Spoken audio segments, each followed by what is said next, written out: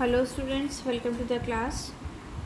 So we have in our previous class studied the case study of Sri Lanka and Belgium, and now we are going to start the topic majority in community.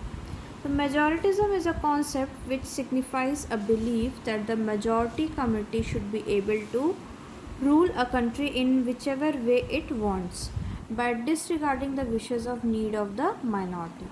So for example, in your class also, if half of this class in majority wants to do something, and in minority 2-3 people students want to do something else, then the majority is should win over the wishes of the minority. So in this also majority wins over the minority. When Sri Lanka became independent in 1948, the leaders of the Sinhala community established dominance over government by virtue of their majority. In 1956, an act was passed to recognize Sinhala as an only official language, thus disintegrated Tamil. The government followed preferential policy that favored Sinhala applicants for university position and government jobs. A new constitution stipulated that states shall protect and promote Buddhism.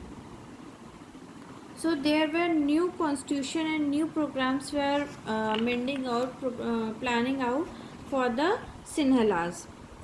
All these government measures gradually increased the feeling of alienation among Sri Lankan Tamil. What is the meaning of alienation? The feeling of separation, or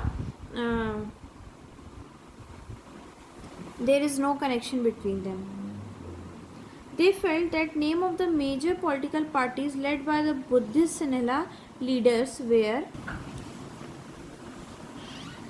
sensitive to their language and culture. The relation between the Sinhala and Tamil communities became strained over time.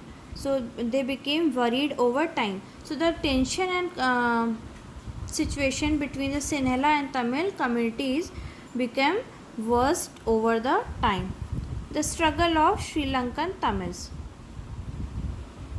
The Sri Lankan Tamils launched parties and struggle for the recognition of Tamil as an official language. They demanded regional autonomy and equality of opportunity in securing education and jobs. So what is the demand of Sri Lankan Tamils? For the equality in education and equal opportunity of jobs, and to make Tamil as an official language. But their demand was repeated denied. By the 1980s, several political organizations like LTTE, Liberation Tigers of Tamil Eelam, were formed, demanding an independent Tamil elegant state in northern and eastern parts of Sri Lanka. The conflict between the two communities soon turned into a civil war. So this conflict between the Sinhala and the Tamils turned into a civil war. The civil war resulted in killing of thousands of people both the communities. This civil war also caused the terrible setback of the social, cultural and economic life of the country. Many families were forced to leave the country as refugees, and lots of people lost their livelihood.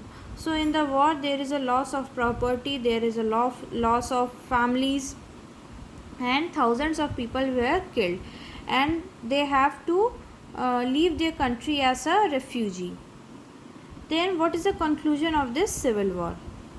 In Belgium, the leaders have realized that the unity of country is possible only by respecting the feeling and interest of different communities and regions. So in Belgium, what is the conclusion?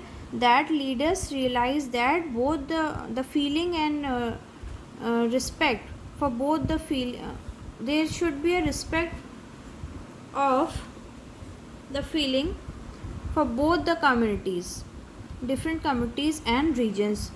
And Sri Lanka also Sri Lanka shows us the contrasting example. It shows us that if a majority committee wants to force its dominance over other and refuse to share power, it can determine and unifying of country.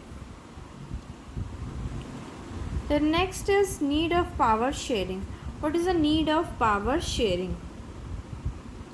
Every social group need a share in the governance to ensure that their interest would be taken care of. Power sharing is desirable only on two grounds. So every social groups in a governments need to share powers. So power sharing is desirable on two grounds: prudential reasons and moral reasons. So we will start these in our next class.